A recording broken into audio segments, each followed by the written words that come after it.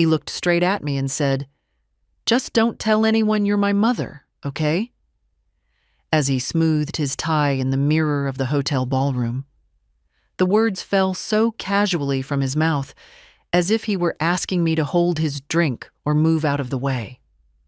I blinked, thinking I must have misheard. But he turned back to the room, adjusted his cufflinks, and walked off to greet another group of polished men and women without waiting for a reply. That's how I ended up sitting alone at a round table set for 10, clutching a glass of water I hadn't touched. My name wasn't on the seating card. Guest of Mr. Grayson was all it said. Not Mrs. Grayson, not even Virginia, just a nameless placeholder. My own son, celebrated that evening for being named partner at the prestigious Lawton and Bell firm, had invited me as a courtesy, and now, apparently, as a secret. He introduced me to one of the senior partner's wives as a neighbor from back home. I smiled politely, because what else was I supposed to do? Break the spell of his flawless reputation? Create a scene? At 78, you learn that dignity often comes down to knowing when not to answer. They didn't notice that I stopped eating after the first bite.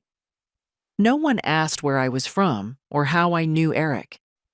And when the speeches started, he stood tall under the spotlight, thanked his mentors, toasted his wife, and even cracked a joke about how some folks are lucky enough to be raised by a village. Laughter, applause. I sat still, afraid if I moved even slightly, the tears pressing against the back of my eyes would spill. I didn't stay for dessert. I waited until the jazz band started playing and the couples began to drift toward the dance floor. My bones ached. Not from arthritis this time, but from a hollowness I hadn't felt in years. I slipped my coat over my shoulders, nodded at the valet, and waited by the curb for my ride share in silence. The downtown lights glittered too hard. When I got home, the living room smelled faintly of lavender and wood polish, like it always did. The lamp I'd left on cast soft shadows on the bookshelf, where pictures of Eric as a child lined the top. There he was at age 6 with a gap-toothed smile, holding a frog in one hand. At 12, standing beside me with a science fair trophy. At 17, in his graduation robe, arm wrapped tightly around my waist. I stood staring at them for a long time before taking my coat off. My feet were sore. My back was stiff. But what hurt the most was how easy it had been for him to erase me from his story. That night, I didn't cry. Not then. I made myself a cup of tea, set it on the kitchen counter, and didn't drink it. I sat at the table with the lights off, letting the dark wrap around me like an old sweater.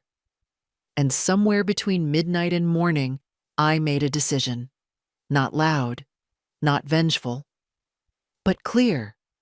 Something inside me shifted like a bolt finally clicking into place. I would no longer pretend. He may be ashamed of me, but I was done being invisible. By morning, the silence in the house had settled into something heavier than usual. I made toast, but forgot it in the toaster. The kettle whistled until it ran dry. My hands were steady, but my mind kept drifting to his voice, so smooth, saying those words like they cost him nothing.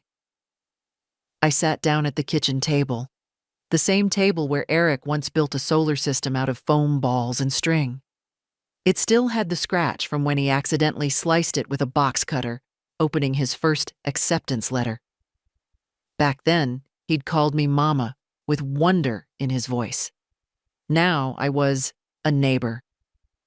I opened the drawer next to the fridge. It was full of neatly labeled envelopes, bills, warranties, donation receipts. Behind them all, in a faded manila folder, were the checks I'd written over the years. College tuition, first apartment deposit, bar exam prep course.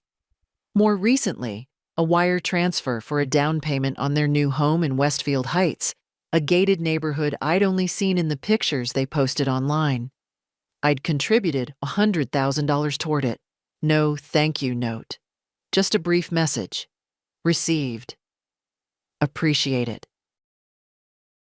He used to tell people I worked in education. Not a lie, not quite. I'd managed the library at the local community college for 30 years. I'd sorted donated books, fixed broken bindings with glue and string, taught computer basics to folks older than me.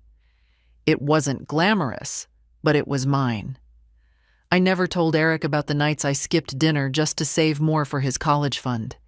He was going to get out, go far, become more than anyone expected of a single mother's son. He had. And somewhere along the way, that had become a problem. At 10:12 a.m., my phone buzzed. A message from him.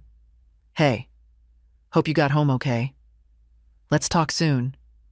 I didn't mean for last night to be awkward. Awkward. I stared at that word until it blurred. Then I did something I hadn't done in years. I opened the Notepad app on my phone and began to list every regular payment I was making on Eric's behalf. Mortgage contribution, car insurance, quarterly property taxes, his wife's continuing education fund. I'd agreed to help when she told me tearfully she wanted to get her second degree before turning 40.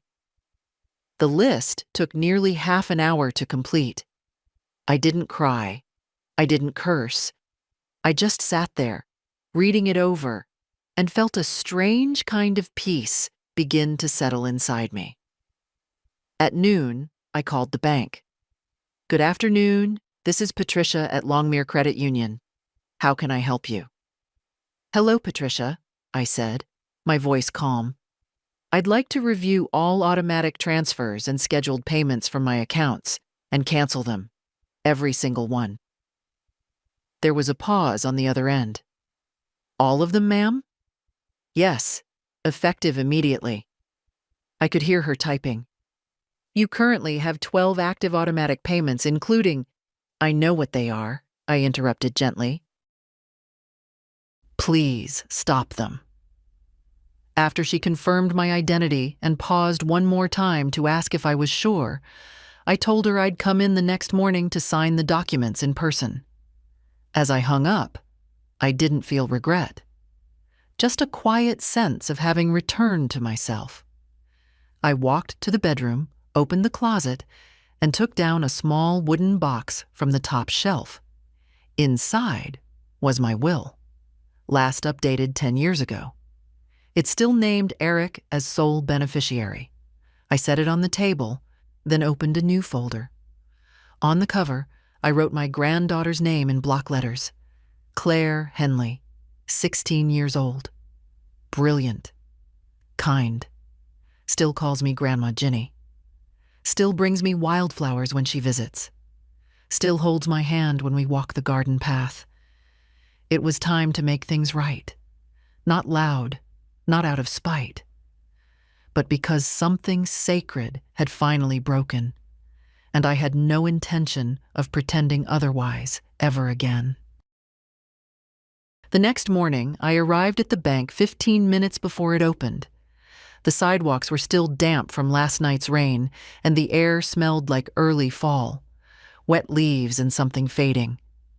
I wore my beige coat, the one with the frayed pocket seam, and carried a canvas bag that used to be Eric's, a remnant from college, when he still called me twice a week just to hear my voice. Patricia recognized me right away. Mrs. Gray, she said kindly, come on back.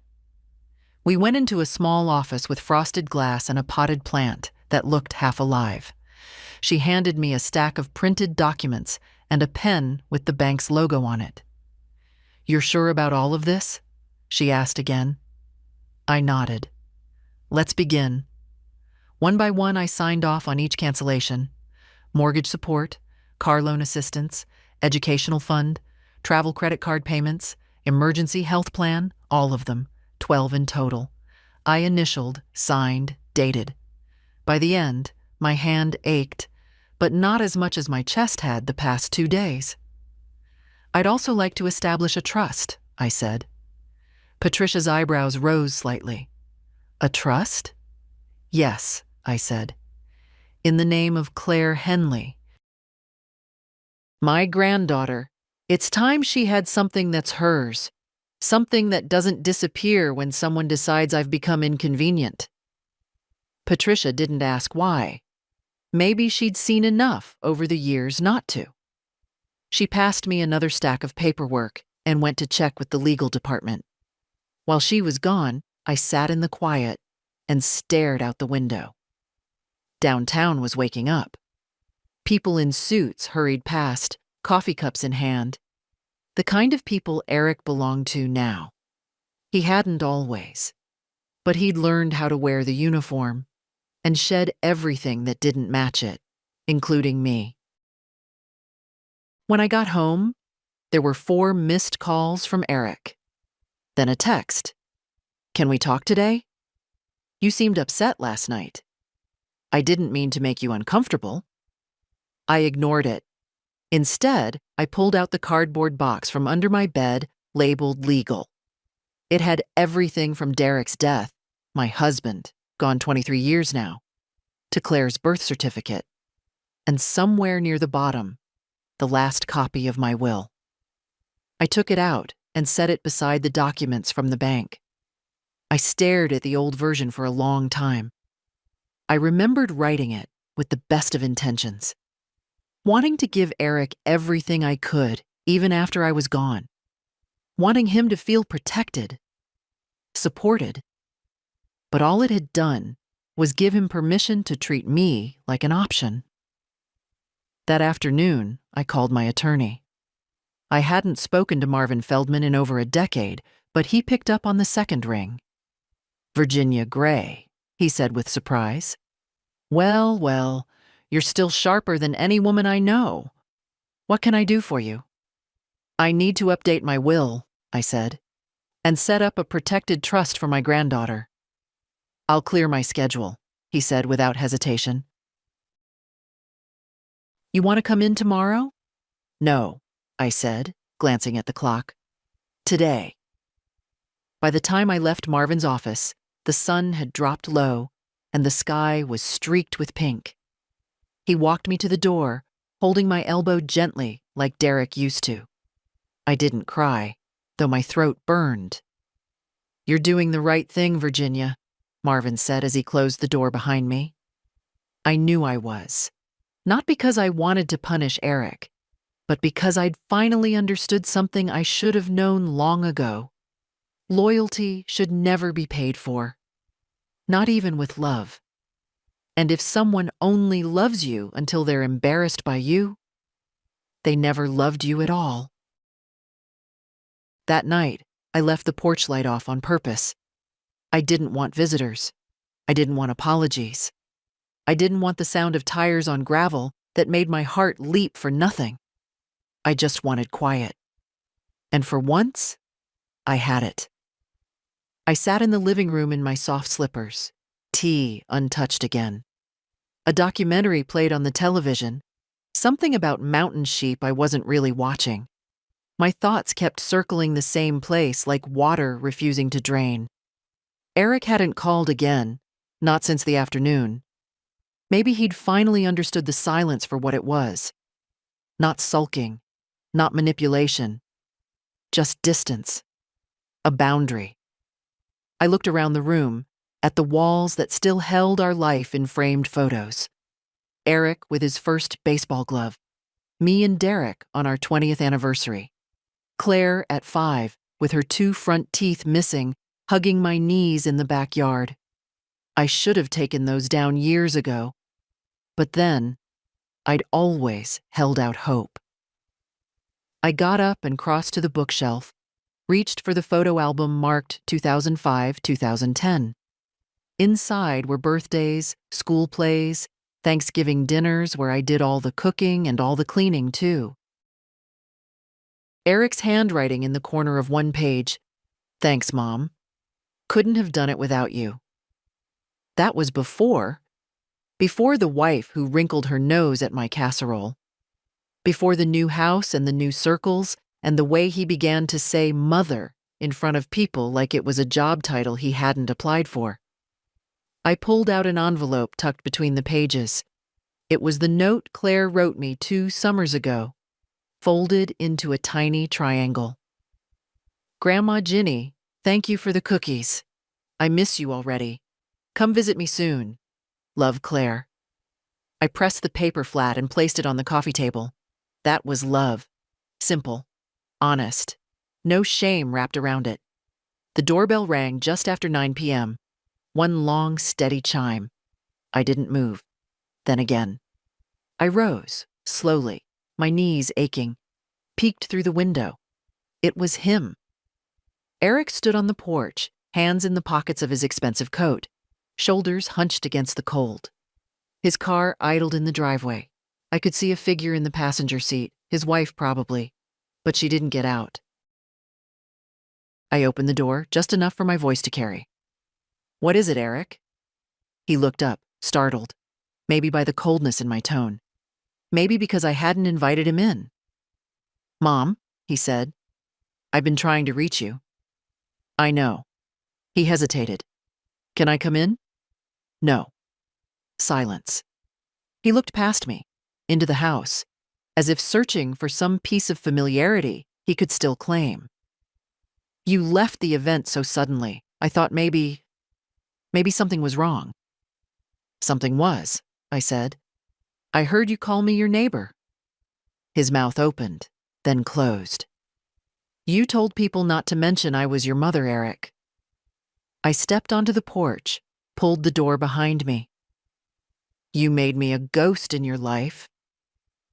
He ran a hand through his hair, like he used to when he was 10 and caught lying. It wasn't like that. There were people there, important people. You don't understand what it's like in my world. No, I said. I don't. But I do understand what it's like to work 3 jobs so your son can live in whatever world he chooses, and then be told to hide who I am. He sighed. You're being dramatic. That word hit harder than I expected. Dramatic. As if decades of love and sacrifice were nothing more than theatrics. I'm tired, Eric, I said. I won't fight with you. I won't beg to be seen. He looked away. I stopped all the payments, I added. The bank knows. The lawyer knows. Everything's been updated. You'll get no more money from me. His head snapped back toward me. What? I've made other arrangements. Claire will be taken care of. She's the only one who's never treated me like an accessory to her life. He stared at me like he didn't know me. Maybe he didn't. Good night, Eric, I said, stepping back toward the door. Tell your wife I hope she enjoyed her ride in the car I helped pay for. I closed the door before he could answer. Locked it. Turned off the porch light again. Inside, the house felt warm for the first time in days. Not because anything had been fixed, but because I'd finally stopped waiting for someone else to do it. I didn't sleep that night, but it wasn't restlessness. It was something calmer, like sitting beside a field after the storm has passed, just watching the trees still swaying, listening to the silence that follows the wind. My hands were steady. My mind was clearer than it had been in years. By morning, I had made another decision. Claire needed to know. She deserved to know. Not just that I loved her, but that I wasn't going to keep playing the role of the silent grandmother while the adults around her rewrote the truth. I called her at noon, just after school hours. Grandma Ginny, she answered on the second ring. I was going to call you after rehearsal. We're doing our town, and I got cast as Emily. Her voice was sunshine, and I felt it in my chest. You always did have the voice for theater, I smiled. And the heart. I'm not sure what that means, she laughed. You will, I said, then paused. Claire, darling, I need to talk to you. Can you come by this weekend? Of course. Dad said he might drive me out Sunday if he's not busy. Don't wait for him, I said. I'll come get you. I want to see you. There was a pause. Did something happen? Yes, but not something you need to fix. She didn't ask more, and I loved her for that. On Saturday, I drove to her mother's house, an upscale condo on the edge of the city. Her mother, Marie, wasn't home, and neither was Eric. Claire met me at the curb, her bag already packed. She climbed into my car with that easy energy only youth can carry and buckled in without saying a word. We didn't talk much on the way back, but once we were inside and the tea was poured, I told her everything. Not with bitterness, not with drama, just the truth. She sat across from me on the old floral love seat, knees pulled up, her hands wrapped around the mug. I knew something was wrong, she whispered when I finished. I mean, I didn't know it was that bad, but Dad talks about you like you're, I don't know, like you're embarrassing. I nodded. I'm not embarrassed of you, she said quietly. Never have been. My throat tightened, but I didn't let the tears come. I know, sweetheart. That's why this... I reached over to the envelope on the table. This is for you. She looked down. What is it? Paperwork, I said. A trust fund. You don't need to understand all the details now, but one day you will. It's yours, not to spend today, but for your future. College. A home. A life you build with integrity. Her eyes widened. Grandma, that's too much. No, I said firmly. Too much is pretending to be invisible so someone else can look important. This? I tapped the envelope. This is just right. She was quiet for a long time. Then she got up and came around to my side of the table, sat beside me, and leaned her head on my shoulder. I don't know what to say, she whispered. You don't have to say anything. But what about Dad? She asked, not looking up. I let out a slow breath. He made his choices. I'm making mine. I stroked her hair, soft and thick like it had been when she was a child who used to sit in my lap and ask for stories. The same child who still remembered how I took my tea. Who never flinched when I forgot something or moved slower than the rest. I don't know how long we sat like that. But when she finally left the next afternoon, I felt something in my chest loosen. Not grief, not guilt. Something else. Something like relief. I hadn't lost a family. I'd just stopped pretending I still had one. Monday came quietly. No calls, no knocks, no disturbances. It had been 2 days since Eric stood on my porch, and the silence was telling. I wondered if he was sulking or strategizing, perhaps waiting for his wife to tell him what to do next. She always had a say in how far I could step into their lives, and how quickly I was pushed back out. I spent the morning in the garden, pruning roses that had long gone wild. Derek used to do that. Kneel in the dirt with those old leather gloves and talk to the plants like they were old friends. I never had the patience for it before, but now the rhythm of it helped. Cut back what no longer served. Give space for new growth. At noon, the mail arrived. Mostly catalogs and coupons, but tucked between a bank statement and a dental flyer was a formal white envelope. No return address. I opened it slowly, heart already sensing its contents. Inside was a letter, short, cold.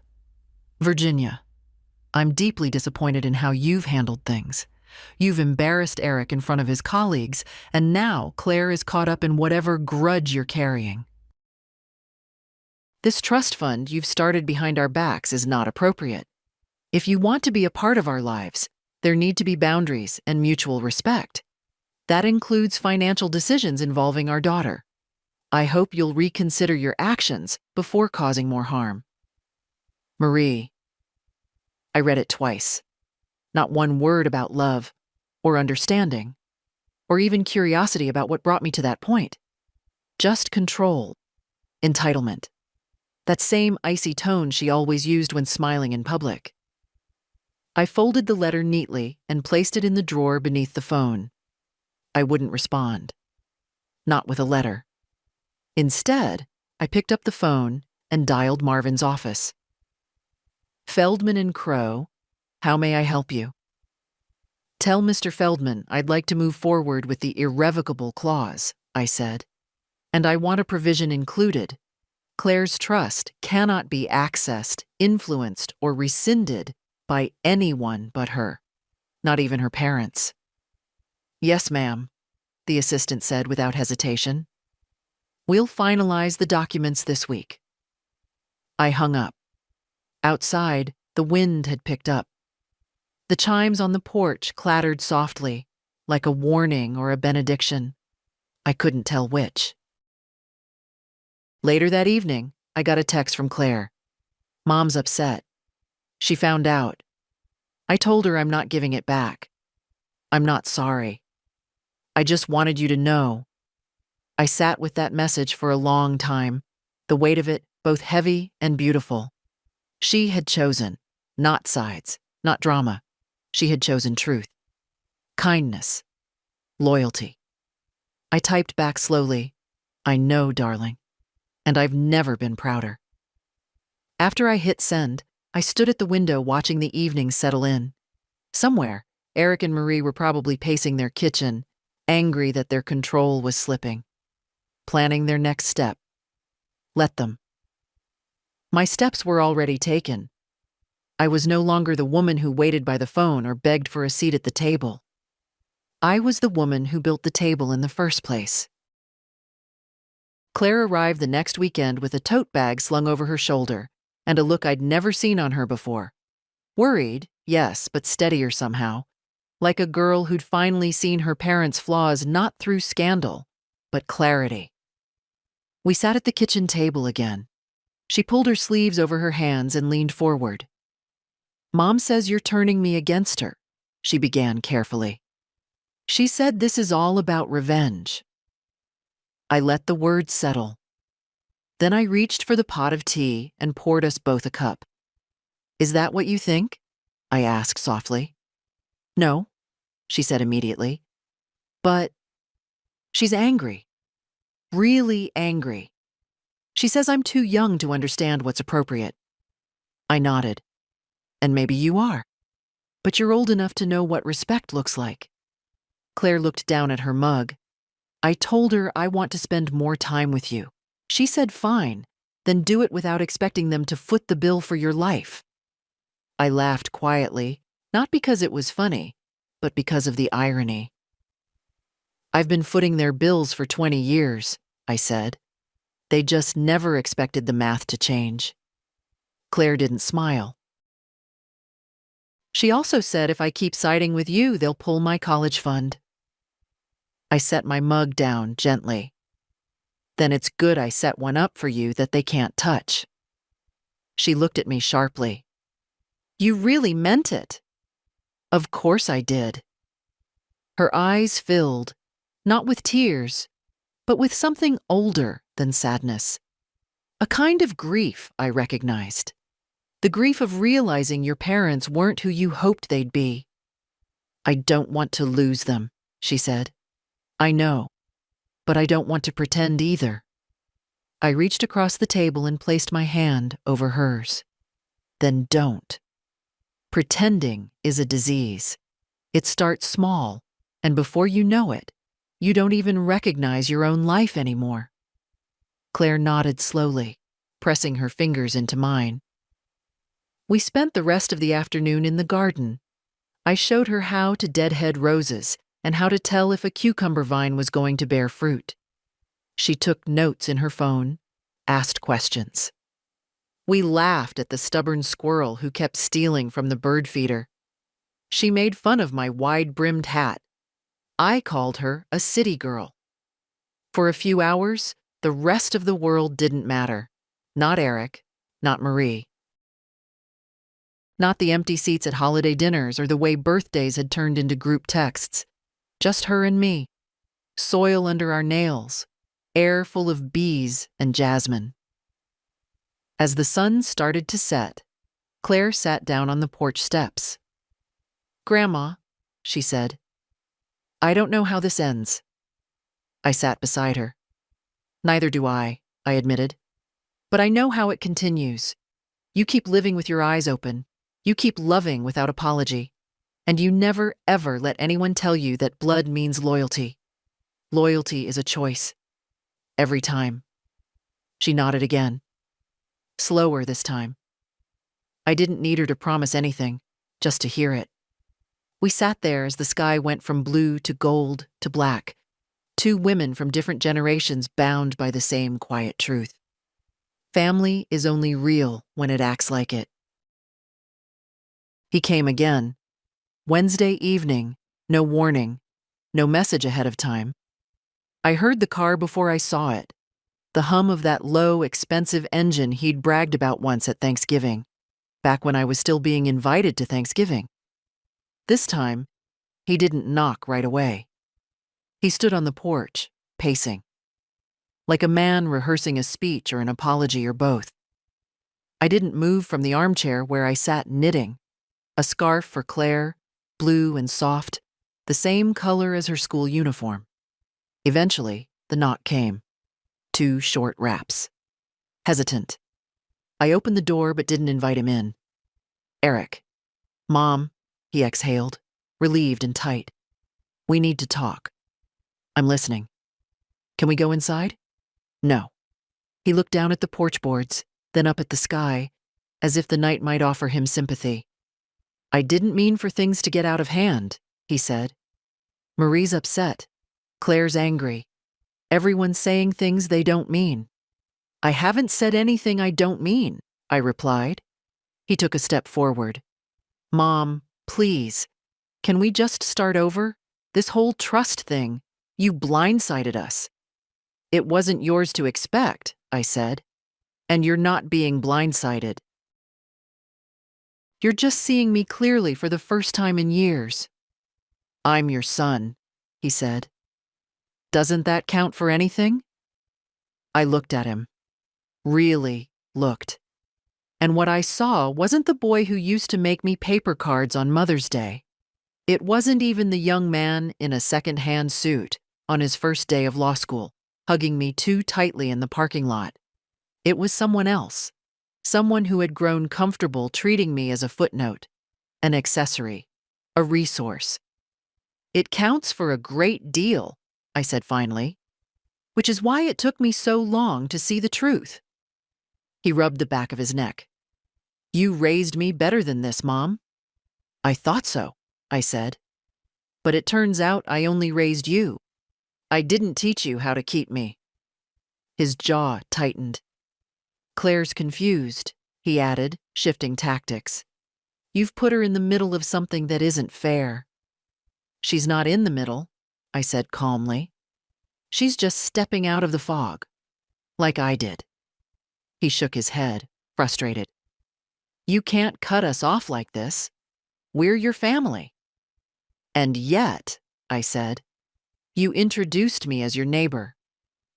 He looked away. "That wasn't fair." "No," I interrupted. It was honest. It showed me exactly where I stood. And for once, I chose to believe you. The silence stretched between us. "Is there anything I can do?" he asked, softer now. "To fix this?" "You can stop asking to be forgiven for what you haven't yet acknowledged." He nodded slowly, understanding and not liking it. "Well," he said finally, "I guess I'll go." I didn't stop him. He turned, walked down the porch steps, and paused at the bottom. "I loved Dad, you know," he said without looking back. even if I don't say it right. I didn't answer. I watched him drive away instead. Back inside, the tea was still warm. I picked up my knitting again. One stitch, then another.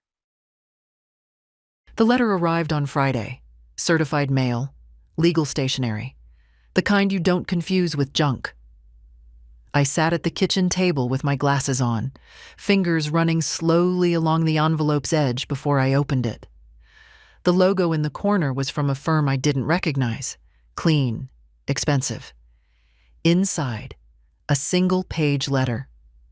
Mrs. Virginia Gray. We are writing on behalf of our clients, Eric and Marie Gray, with concerns regarding recent actions taken that have potential legal and custodial implications. Specifically, the establishment of a financial trust for Claire Henley Gray without parental consultation has raised concerns related to financial coercion and undue influence. We request a meeting to discuss the scope of your continued contact with Claire and any financial decisions involving her to ensure compliance with appropriate boundaries and the family's best interests. Please respond within 10 business days. Respectfully, M. Hillman Partner, Weston and Vale, LLP. I stared at the page. Financial coercion. Undue influence. I folded the letter and placed it on the table. Then I laughed. Not bitterly. Not cruelly. Just softly, like a woman who has been underestimated one too many times. They had sent a lawyer. After all I'd done, after every tuition payment, every mortgage contribution, every quiet compromise, they were threatening me with legal boundaries. Drawing lines around a child they had ignored for years while she curled up beside me and asked if I believed she was good enough. I dialed Marvin Feldman's number. "Virginia," he answered, cheerful. "I was just reviewing the documents for the final trust paperwork." "Good," I said, "because I just got a letter from Eric's lawyers." His tone shifted. "Go on." I read it to him word for word. He didn't interrupt. When I finished, there was silence. Then, "Well, that's laughable. Not just offensive, legally absurd." "I'd like to respond," I said. "Not with a letter, not with threats, with action." "What do you have in mind?" "I want to add a clause to the trust," I said. "Claire is entitled to the full amount when she turns 21, unless she becomes a legal dependent of her parents again. If that happens, the trust freezes until she regains full autonomy." Marvin whistled. "That'll send a message." "It's not a message," I said. "It's protection." He agreed. We set a meeting for Monday. After I hung up, I picked up the letter again. I considered burning it, but no. I slid it into a manila folder labeled simply, "Noise." Let them rattle their sabers. I was done with fear. That afternoon, Claire called. Her voice was tight. "Mom and Dad are saying you're trying to control me, that you're manipulating me with money." I sighed. "Do you believe that?" "No," she said quickly, "but it still hurts to hear." "I know. They said if I keep spending time with you, I won't be welcome at home anymore." I felt something cold settle in my chest. "Claire," I said, "you have a home here. Always." "I know," she whispered. "That's why I'm not scared." That night, I couldn't sleep. But it wasn't grief or anxiety keeping me up. It was the slow realization that love, when it turns into leverage, is no longer love. It's currency. And I was done trading with people who saw me only as a bank and a burden. My birthday came quietly that year. No cards from Eric. No message from Marie. Not even one of those automated happy birthday texts that people send out of guilt more than affection. I watched the mailbox with no real hope, and it did not disappoint. But I wasn't alone.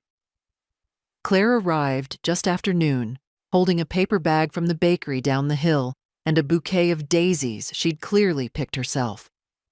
Her cheeks were pink from the cold, her eyes bright with stubborn defiance. "Happy birthday, Grandma," she said. "They told me not to come. So naturally, I came early."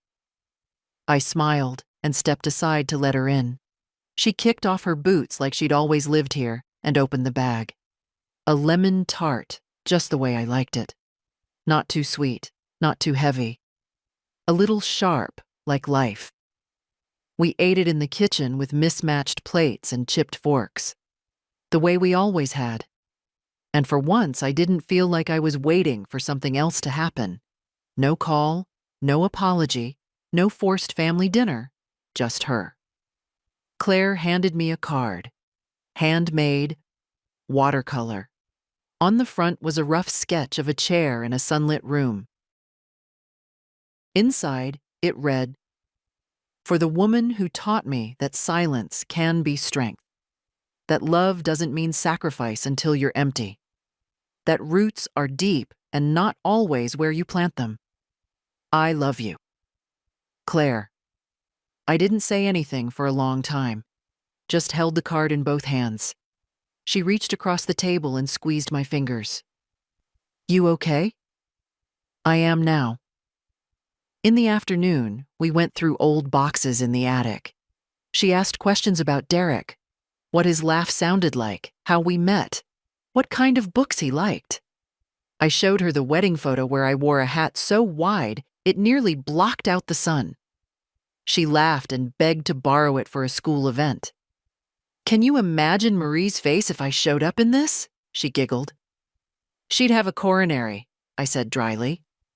We laughed until we couldn't breathe, laughed like women who'd found the soft places in life again. That night, after she went to sleep in the guest room, I sat alone in the living room. The house was still, but not empty. The photo of Derek looked different in the lamplight, like he was listening in. "They didn't even call," I whispered. "Your son. Your daughter-in-law." I expected to feel sorrow again, that old bitter ache in the ribs. But what I felt was lighter. Not joy, but release. Claire had left her sketchbook on the armchair. I flipped through it. Portraits, flowers, a half-finished drawing of my backyard garden. On the last page, a pencil sketch of me. Sitting in my chair, reading. The title scrawled in the margin, "The Root of It All." I closed the book gently and placed it on the side table.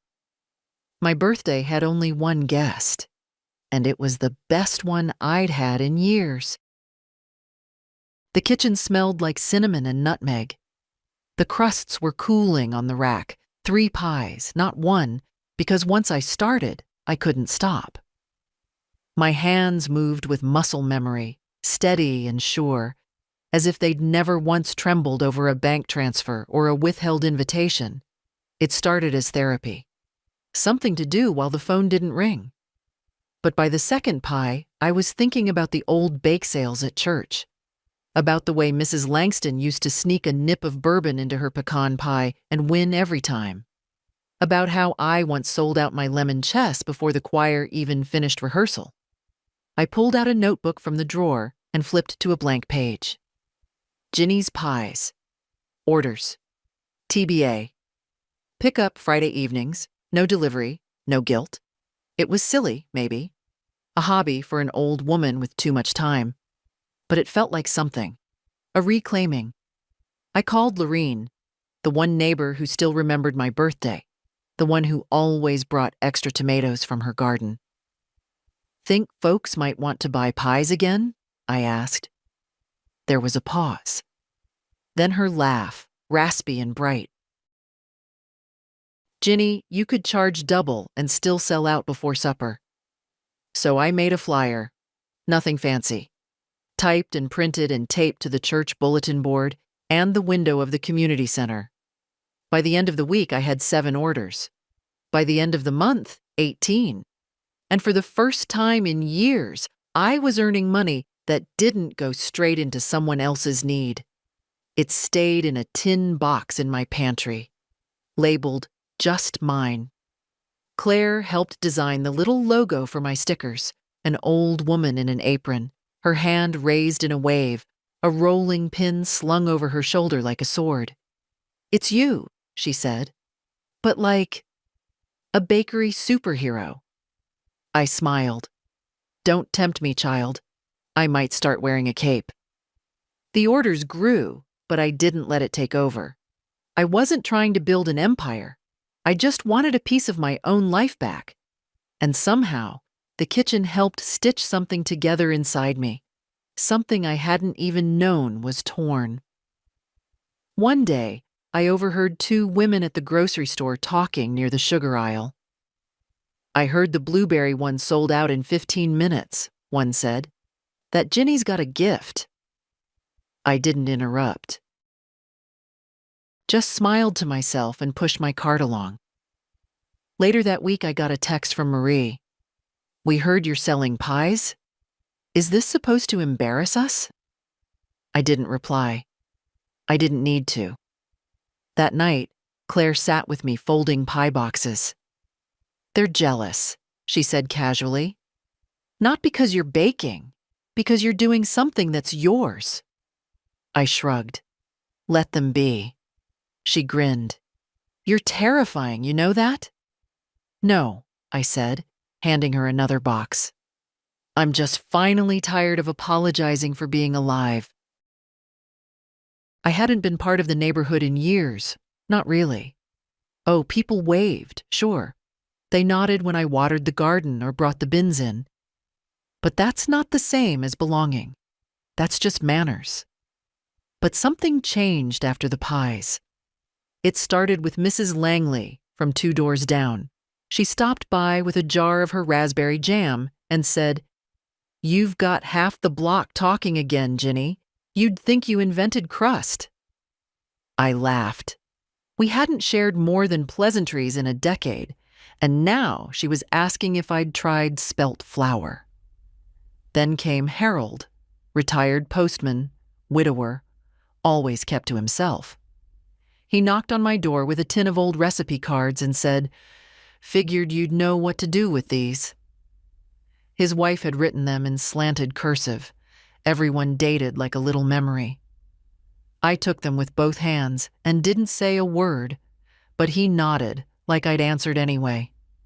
By the 3rd week, folks were stopping by just to sit on the porch a while. Sometimes they brought tea, sometimes silence. I didn't mind either. It felt like the house had started breathing again. Like it was remembering that it, too, was part of something. Claire noticed it first. "You're famous," she grinned one afternoon, helping me box up 2 pecan pies. "Mrs. Finch said you're the reason her book club started meeting in person again." "Hard to gossip over Zoom," I said. Claire smiled. Then her face turned thoughtful. "Do you ever think about moving? Somewhere new?" It surprised me. Why would I? I don't know, just if you wanted to start over. I looked around my kitchen. The old clock above the stove ticked 1 beat too slow. The curtain tie had been replaced 3 times over the years with mismatched ribbon. There was a crack in the linoleum that looked like a lightning bolt. "I did start over," I said. "Right here." And I had. Not with grand speeches, not with legal threats, just by taking up space in my own life again. By doing small things, baking, planting, answering only the calls I wanted to.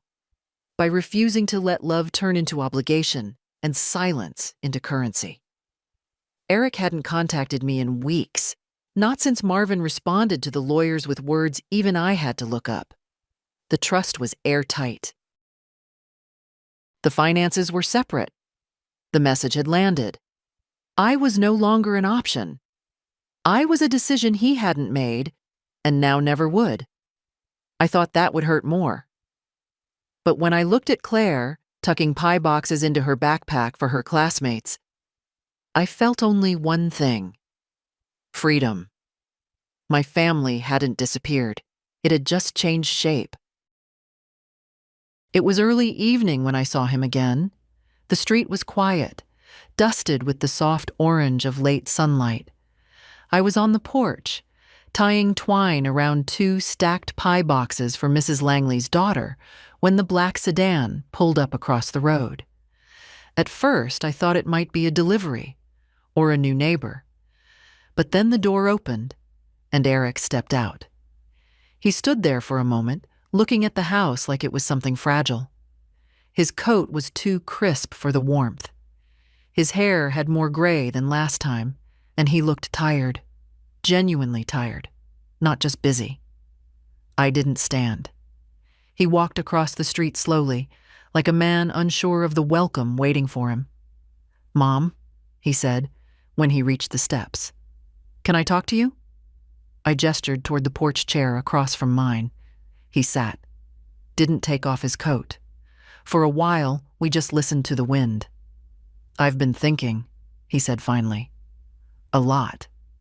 I said nothing. About Dad, about you, about Claire, about the things I let happen without really meaning to. I glanced at him. "You didn't let them happen. You chose them."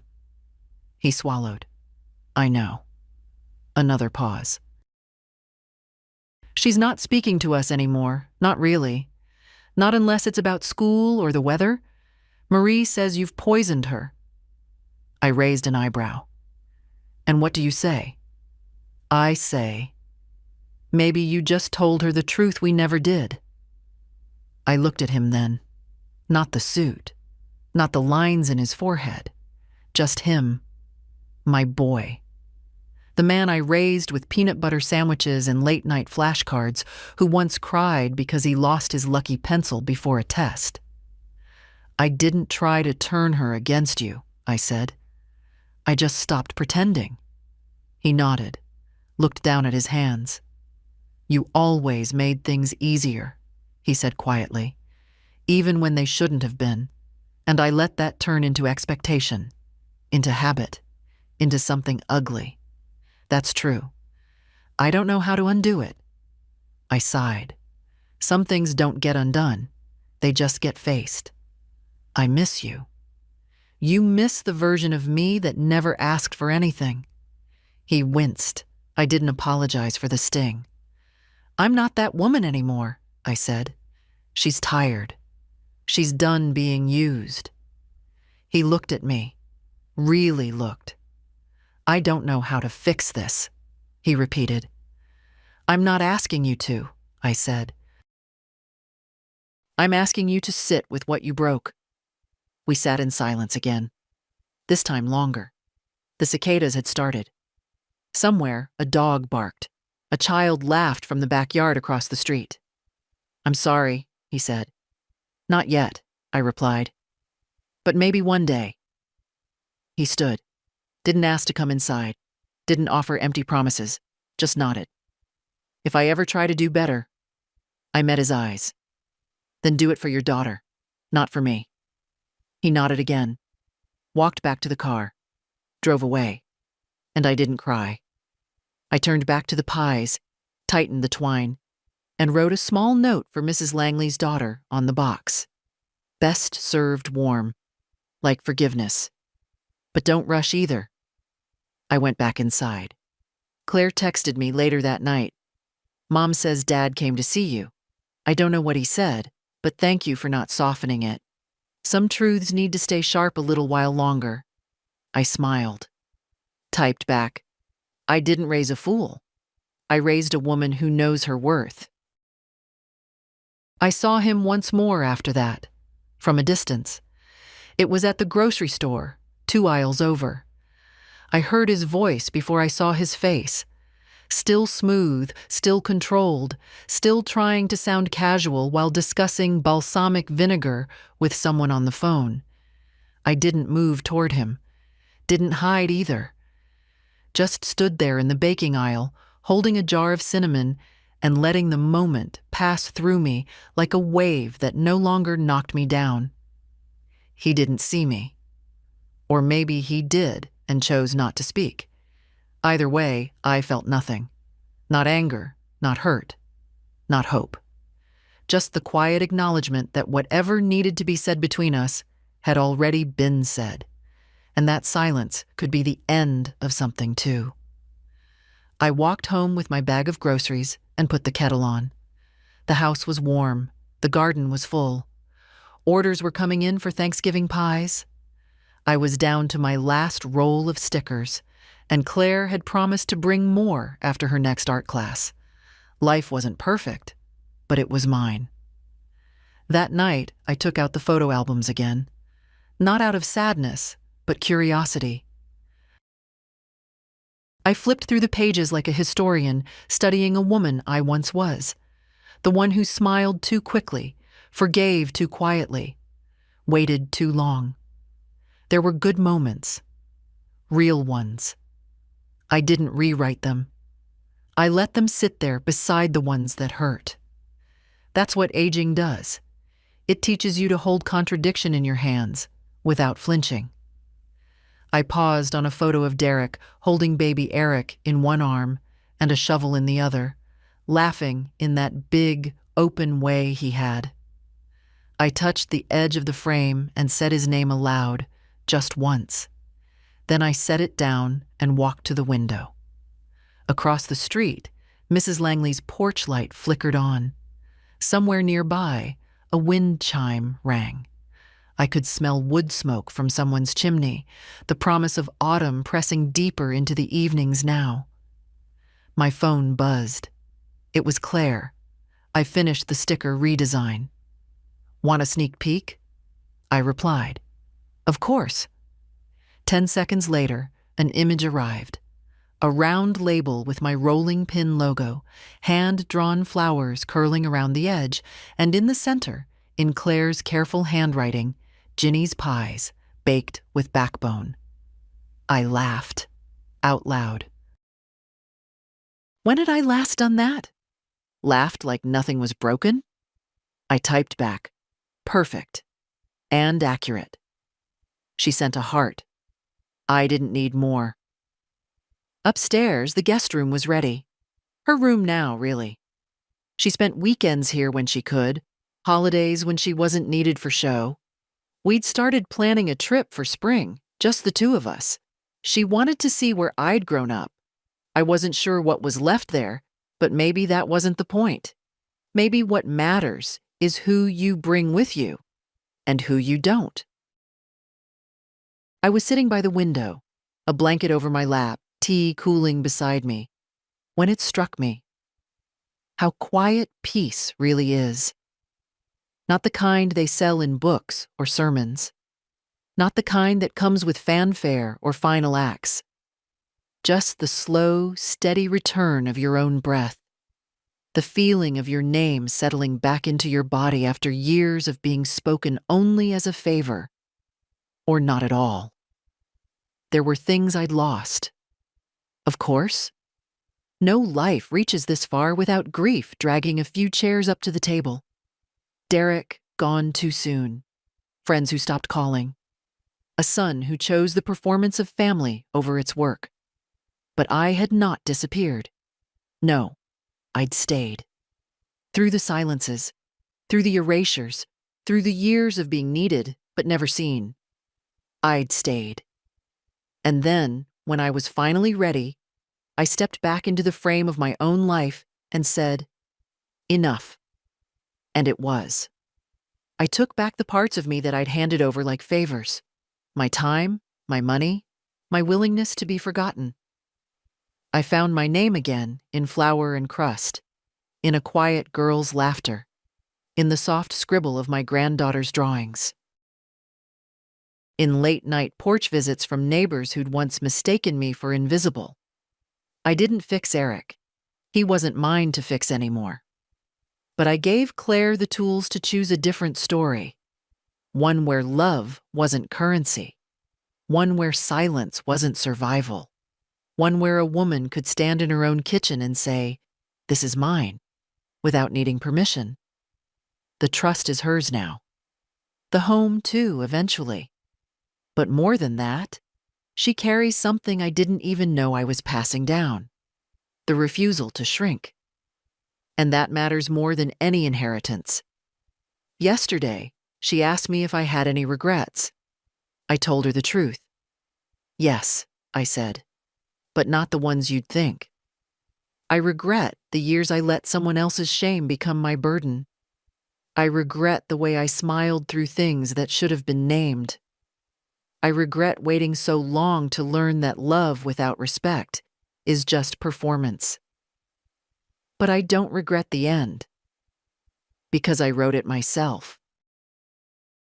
So if you're reading this, if you've ever been seated at the edge of your own life, too polite to pull your chair forward, too loyal to speak the truth, let me say what I wish someone had told me sooner. You do not owe your silence to anyone who benefits from it. You do not need to be small so someone else can feel big. And love, real love, has nothing to do with erasing yourself. So go ahead. Say the thing. Pull your name back into your chest like a vow. Cut the pie, light the candle, send the money elsewhere, write the new will, build the quiet life with hands that don't shake anymore. And if it makes someone uncomfortable, let it. They'll survive. You already have. If this story moved you, share it, speak it, leave a comment. Let someone else know they're not the only one who finally said, enough.